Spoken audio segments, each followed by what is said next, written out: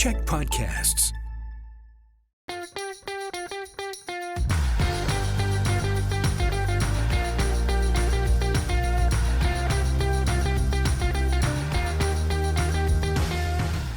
Hey everyone, and welcome to Political Capital, your source for all the latest in BC politics. I'm your host, Rob Shaw, coming to you from the CHEK News World Headquarters here in Victoria. And this week, we take a look at the new BC United brand that has replaced the BC Liberals, plus break down a government press conference on crime in Nanaimo that went off the rails a bit, and new candidates for the Langford-Wanda Fuqua by-election, plus another fascinating poll on where voters stand right now in BC politics. To break it all down, we're going to bring in the pod squad this week. Jillian Oliver and Jeff Ferrier are here. As always, thank you to both of you for being here because it was a bit of a momentous moment in BC politics this week. The BC Liberal Party is no more. It officially switched over to BC United, a new name, a new logo, new branding, part of Kevin Falcon's promise to refresh that party for the next election. It means for the first time in 30 years, voters will go to the polls next year, we think, without that familiar matchup of BC Liberals versus BC NDP. Not to leave the Greens out there, but that has been the traditional matchup going back decades. A lot of risk, a lot of reward potentially. Let's talk about those pros and cons and what we make of the new design. Jillian, well, how do you put this all together, and what do you think of BC United? Yeah, so this was a leadership campaign promise from Falcon, motivated by a couple of things. I think, first, a desire to leave the baggage of the more recent BC Liberal years behind, where, their popularity had really taken a hit because of a series of problems that really piled up by the end of their term, as well as to address the issue that they're facing where their traditional sort of federal liberal and federal conservative coalition is not really a coalition anymore because those two parties at the federal level have such an acrimonious relationship. The rhetoric between them is so heated and negative. It's very, very difficult to have voters identify, especially if they're federal conservatives, with a provincial liberal brand. It gives Falcon the opportunity to do what he wants to do, which is to talk about change and renewal and how he's different. But, I think there's still a lot of things to tie him to the BC Liberals history, namely that he was a BC Liberal cabinet minister for many years, and many of his MLAs were around at the time of the last government as well. You see, as soon as the launch comes out, both the NDP and the BC Conservatives, who now have a MLA in the House, talk about how they're still the BC Liberals, that this is just smoke and mirrors, that reminding voters of the undesirable parts of the BC Liberals record. So I think it's sort of a first step and gives Falcon that platform to talk about how he's committed to change and how it's a new party, but there's still a lot I think that they've got to overcome to actually sort of make it effective in the eyes of voters. Mm-hmm. There, as you outlined, there's potentially a lot of reward there if the party can pull this off and leave its baggage behind in some way, or kind of change that linkage with certainly the federal Liberal Party and Justin Trudeau, which the BC Liberals have been a little uncomfortable with. Some people thinking they're the same party, but there's also risks, Jeff, that voters will get their ballots in front of them 18 months from now and go, "What the heck is BC United?" Well, come on. Mauve and teal. That's immediate voter appeal, Rob. Political rebranding. Look, it's the oldest sleight of hand in the book. The reality is that the BC Liberals are rebranding because they have an enduringly negative image with voters in BC, rightly or wrongly. Their brand was broken. The legacy of their time in government. They did some good things. They did some bad things. People seem to remember the bad things. The health cuts, the school strife, the money laundering, some of the inaction that has led to some of the big challenges we're facing today. And Falcon and his team, to their credit, recognize that this is a challenge. They're doing their best to put a brave new face on the same people and same ideas, but to make it look a little different and new. For some, that'll be confusing on the ballot, to your question, Rob. Some folks might not know who BC United are, but I think most people will know exactly who they are. It's people who like them will vote for them. But for most folks, they'll see that, BC Liberals can call themselves dried plum instead of prunes, but the juice tastes the same. It's really bad. And come election times, I don't think voters are going to swallow another big jug of that. No. Isn't prune juice healthy for you? Me. Not sure. It helps with certain digestive problems. That's right, if you're irregular. It's very popular. It's like the BC Liberals. It's very popular with old men. We kind of walked into that one, but okay, yeah. Worth noting here that friend of the show, Katie Merrifield, helped lead the redesign of the party on this. Of course, we're all big fans of Katie's work in these things. I always find it interesting color-wise, the teal that has been used here and kind of the pink are supposed to symbolize, kind of be little nods to the red and blue that the Liberals used in the past. They are somewhat similar to colors the Greens have used, and even the NDP, I remember in the last election, they used blue and pink as secondary colors to orange. So, lots of color schemes going on here as well that you might notice in the weeks and months ahead as the party tries to get out on that. Let us move on, though, to the week's events, which were, again, dominated by crime and public safety. Premier Eby took his Solicitor General and Attorney General to Nanaimo, the epicenter of the public safety crisis, to hold an event responding to the random attacks and violence and vandalism concerns there. I think it went poorly. We can discuss that. The Premier and Mike Farnworth, the Sol Gen, were confronted by Nanaimo shooting victim Clint Smith and his supporters. He was shot last month trying to recover allegedly stolen property from a nearby tent encampment, and he unloaded his frustrations to both of them right in front of the camera. And then the Premier had some tours of the city, downtown, and council that the public and the media weren't allowed to attend except for the government photographer, who put out nice smiley photos that you wouldn't know if you saw them indicated anything bad had happened on this trip whatsoever. But anyways, let's talk about Nanaimo. Let's talk about the kind of intention here of government, and then the reality of confronting some residents who were upset. Jeff, why don't we start with you? Sure. Look, I agree with you that people are worried about public safety. That's certainly the case in Nanaimo, and this fear comes from real experience. And I take your point on Premier's closed-door meeting with Nanaimo Council and some of those tours around the community. I think those should have been open to the media in public. Those discussions and those events and that touring is public interest, and I think EB can handle himself fine in those kinds of situations and is quite adept at that. I think maybe where I disagree with you is the sense that this event was about optics and spin. And I say this coming from a perspective of having worked in events in government. And I think that EB going to Nanaimo was gutsy. I think they knew exactly what they were getting into when they scheduled an event in the epicenter of the issue in a public place. They could have announced this at a media studio in Victoria, which would have been safe, but they faced people. And that's something that I want to actually see more of from political leaders. I like those uncomfortable situations where politicians and the public interact, and I think it's good for engagement. And on the substance of the issue, I think in your column in Business in Vancouver, go have a read, folks. Rob always does a good job.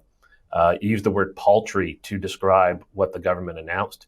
And I would say that EB is offering substantive help on the public safety issues. Next month, he's launching a team of dedicated prosecutors, police, and hard-nosed probation officers on the ground next month. Though I would agree that the word that they use for this, regional hub, is sounds more like a farmer's market. Like, I need basil, let's go to the regional hub. But on substance, the action around police, prosecutors, and probation officers is substantive.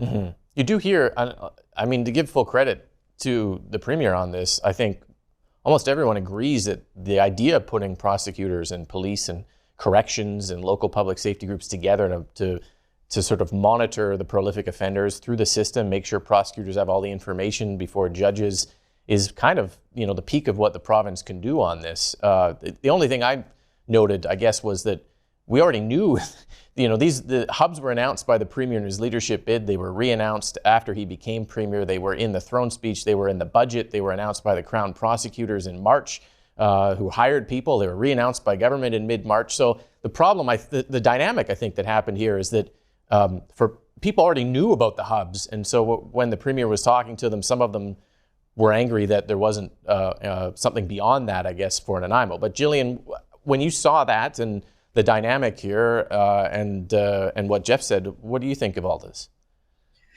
I think that the NDP does seem to get caught off guard when, media announcements don't go well. I think they've enjoyed, really good coverage. They still are riding high in the polls. In some ways, even though it's a very different issue, it kind of reminds me a little bit of the Royal Museum piece where they kind of, got up that day thinking that everything was probably going to go okay. And I think they were caught off guard a little bit because it's just sort of not what they're used to.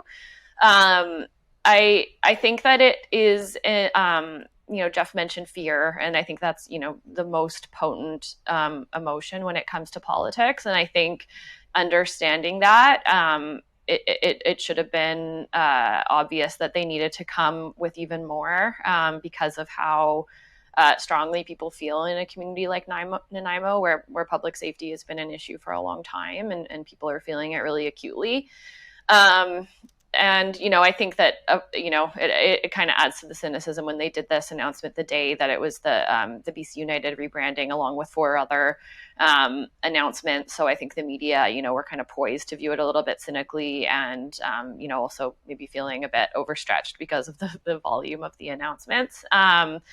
And I think that it also shows, more broadly just how difficult of an issue this is to manage. It comes on the heels of, big national news of the encampments on the downtown east side being cleared, a lot of strong emotions on all sides of that issue, both, people who believe and that I agree with that the people living in those encampments were not treated with dignity, that just moving people, throwing away their belongings when you aren't offering them other options isn't effective and is in fact probably counterproductive because it leads to a lot of mistrust between people and government, and the stories that come out every other day, it seems like, of increased violence in our communities that is also making people very afraid and feeling like there's urgency. But we have, a lot of reports and plans from the government. And I think the issue is that they're not going to be easily implemented.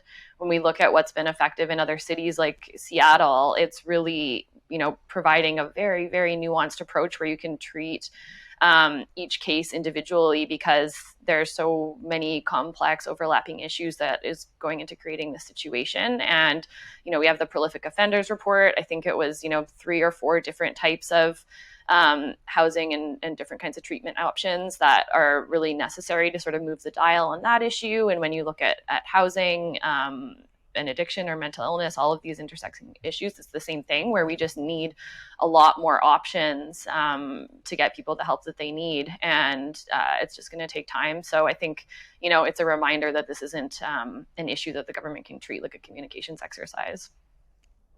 Mm-hmm. It's tough because it will take time. I think the suite of solutions make a lot of sense, but the difficulty this government's finding, I think, is that they show up in communities where horrific things have happened recently and talk about the plan that most people already know, and that disconnect between sort of action and arrival. And a lot of people thought that there would be something new, I guess, from the Premier in Nanaimo to address Nanaimo's concerns. Jeff, let's bring you in on, because Jillian mentioned the downtown east side. So that's also sweeping through that area was another issue that happened while we were on Easter break. The fire and public safety hazard there versus the fact that there weren't enough, as the city admitted, spaces to give people when they swept their tents off the street. And then to add another, wrinkle into this public safety dynamic, the heartbreaking story out of Surrey on Tuesday, where a 17-year-old boy riding the bus, minding his own business, is stabbed to death while his mother is waiting to pick him up at a bus stop and sees the GPS of his phone going to Royal Columbian Hospital and races there to discover he's been killed. They raise, I think, that fear issue Jillian was talking about, but also that, the response expectation from government, the going to the premier who was asked in Nanaimo about that stabbing. What are you doing?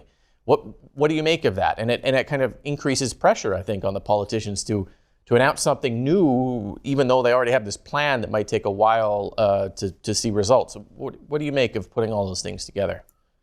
Yeah, first thing is I think that anyone who's got a teenager or a kid who hears what's happened to that young fella in Surrey, the premier, I think he called it every parent's worst nightmare, and it would certainly be my worst nightmare.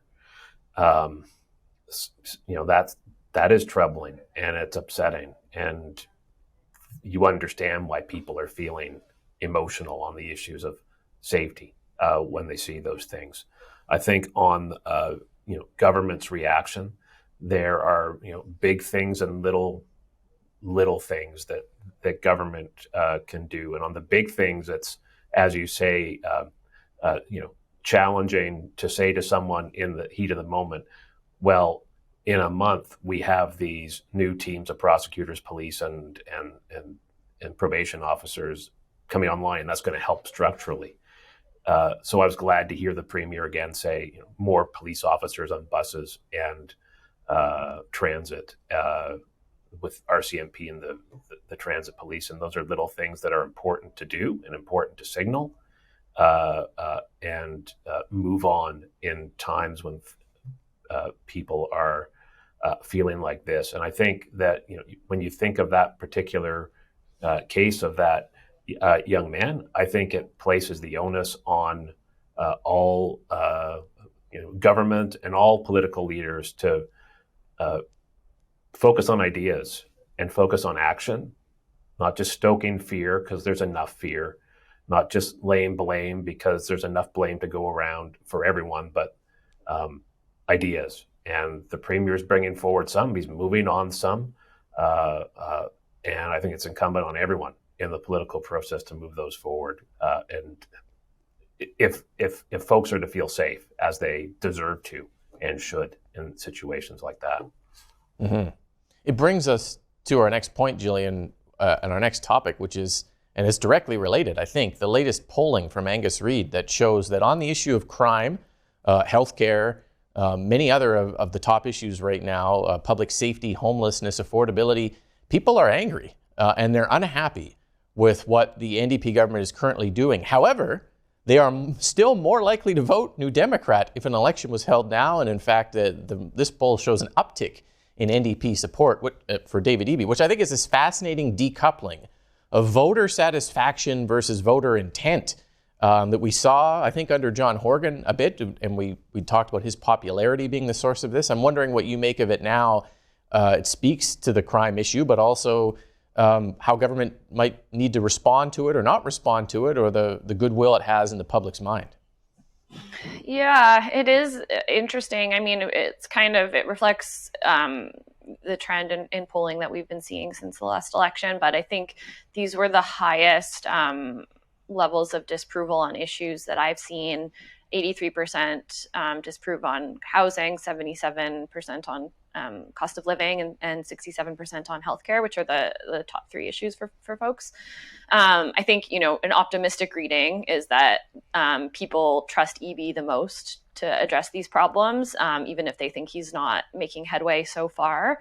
A more pessimistic way to look at it is that they distrust him the least, and they just think, the other guys are worse. And I think, we talked about it in the first segment, I think there is still a sense that these issues are systemic, that they've been building for a long time, and that they are rooted in the policies of previous governments. And we have an official opposition that had been in power for so long. I think, the long hangover from that government is kind of proportionate to how long they were in power.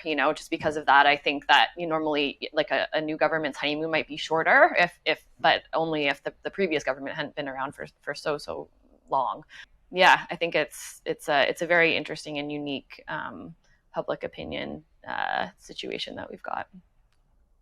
Mm-hmm. What stands out for you, Jeff? What do you make of that disconnect? Well, when I read polls, I look at those government's performance on issues as what are the most important issues for people and what issues do people want their institutions to address and how satisfied are they with them. So, I take the optimistic view, which is that Jillian had discussed. 6 months of opposition dumping on David. And what do we see? People like Eby. NDP's up 5 points in voter intention since he became leader. Party's got a 14% lead over the Mauve and Teal team. The Greens are at 16%. There were predictions of a mass exodus of Green-minded NDP voters to the Greens after Anjali Patarai's leadership. That hasn't happened. The NDP's got big leads in Metro Vancouver, Fraser Valley, Island, North Coast, very competitive in the interior and north, and leading in every demographic, men, women, young, middle-aged, and old. So, my read on the poll is that British Columbians have very big concerns about affordability and healthcare and housing and safety.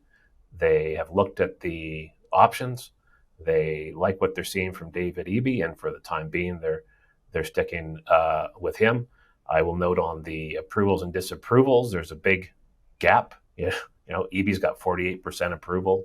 Falcon's at 22% approval. He's got 48% disapproval. We'll continue some more discussions in the audio podcast. Thank you, everyone, for watching. Thank you for being here, and we'll be back next week with all the latest here on Political Capital.